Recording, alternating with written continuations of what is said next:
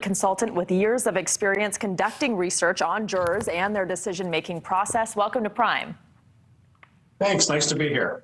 So there has been controversy in this case surrounding jury selection. Namely, the judge has already basically found that the prosecution purposely targeted black potential jurors for exclusion. The jury ultimately turned out to be 11 white people, 1 black person. How much of a role do you think race will ultimately play in the way the jury views the evidence and decides the case? Jurors see things through many different attributes, and certainly race is one of them. So it's going to be a factor, but I don't know if it's going to be the deciding factor. 1 out of 12, that's not the percentage that matches the county. The county, Glynn County, Georgia is, 3 out of 12. So yeah, there should have been 3 jurors on there because 25% is black. So while it's frustrating to see that, and it begs a discussion about the whole use of peremptory challenges and Batson challenges, I don't think it's solely about race. White juries convict white defendants all the time, but I think it'd be much more palatable for many if the percentage of these jurors was higher from an African-American standpoint. Defense attorney Kevin Go unsuccessfully moved for a mistrial on Friday. He said, oh, quote, woke left mob influenced the jury. He was referring to the demonstrators outside the courthouse. And this, of course, is coming on the heels of his "we don't want any more black pastors" comment. Do you think the jurors took notice of Reverend Jackson and the other black pastors in the courtroom? And what do you make of all of this? I'm sure they noticed it, but I don't think it has an effect. If anything, it could backfire. Jurors are very good at compartmentalizing. Once they get into the jury box, they're good at paying attention to the evidence, listening to the witnesses, and doing what they're supposed to. Now, certainly they're only human, so they see what's going on, but I think they're able to filter it out, not pay much attention to it. I do think that if they think that either side is playing with them or there's any kind of ploy to manipulate their emotions, then it could backfire. So both sides have to be pretty careful about what they're doing, and nobody wants it to be a distraction, at least one that hurts their side of the case. In light of how everyone gets their information these days, the prevalence of social media and smartphones, is it actually realistic to expect jurors in a high-profile case like this not to do their own research, not to read about the case while they're serving on a jury?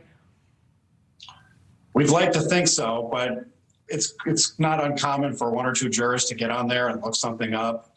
Like you say, everything is so accessible, and sadly, when a judge says, don't Google anything, to some jurors that means, maybe I should Google something. So it's hard to know exactly what influence it would have if somebody did find something online, but it's a lot to ask. And I think most jurors do take it seriously, and most jurors don't do that. But when you're talking about 12 jurors, there could be 1 or 2 in there that maybe engage in a transgression from that standpoint.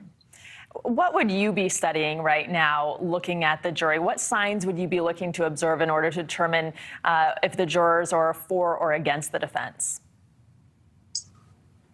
I would just keep my eyes on, I would have been watching when one of the defendants testified, the son, McMichael, last week. I would be interested in just trying to watch them and see what their reactions were, to see if they were buying what he was saying. I know the prosecutor had a pretty strong cross-examination, so I think that would have been a pretty pivotal time. Jurors always want to hear from the defendants, and so when he was on the stand, I think that was kind of a make or break way of the defense to try and save their case. I think it's an uphill climb for them. I think the prosecution has an overwhelmingly strong case, so they figured they didn't have much to lose by putting him on the stand, and certainly the jurors paid very close attention to his testimony. Closing arguments begin tomorrow, going into Thanksgiving week. Of course, we don't like to think that holidays affects decisions of such gravity, right? But in your experience, how much of a role does that play in a jury deciding so they can go home? It's a factor. The jurors are inconvenienced at a minimum, and although I think jurors want to do well and they appreciate rising to the level of doing their civic duty, they're still human beings with lives outside of the courthouse. So I do think that as Wednesday rolls around, I think some of them are going to be inclined to want to wrap it up and not just be done with it over the long weekend. So it's certainly a factor. I don't think if they're really close or they're split and I don't think it's going to have somebody just change their mind completely if it comes down to it. But I think moving into it, everybody's cognizant of the time frame. So it's going to be sort of, I'd say, on the periphery of their minds, but maybe it won't come to it, maybe it will. But they're certainly aware of every day this week and what's coming later in the week. We often see verdicts come down on Fridays or right before the holidays. Just watching this case, was there anything else that stood out to you that you found unusual? I think it was the jury selection process where the defense used 11 of their 24 strikes on black jurors, and then prosecution. Usually it's the reverse. Usually it's the prosecutors that might try to systematically strike black jurors in cases. And this is turned around a little bit where the victim is black, but it's a high hurdle to overcome. So if there's a Batson challenge where the prosecution says, you know what, you're striking black jurors disproportionately and you're striking them because they're black, then if the onus is on the defense to say, no, we're not striking these jurors because they're black, we're striking them for whatever reason. They're supposed to give a race neutral reason. And I didn't hear what the reasons were, but usually that's not a high threshold. It's not a high standard. If the lawyer says, well, I didn't like the way this juror looked at me, or I just feel like the way one of his shoes was untied, really anything, it can get pretty ridiculous. And judges usually, like the judge in this case, then accept it as a race neutral reason. Now, maybe the reasons were better. Maybe they said that voir dire, they felt uncomfortable, or they felt like the prosecution was starting out ahead.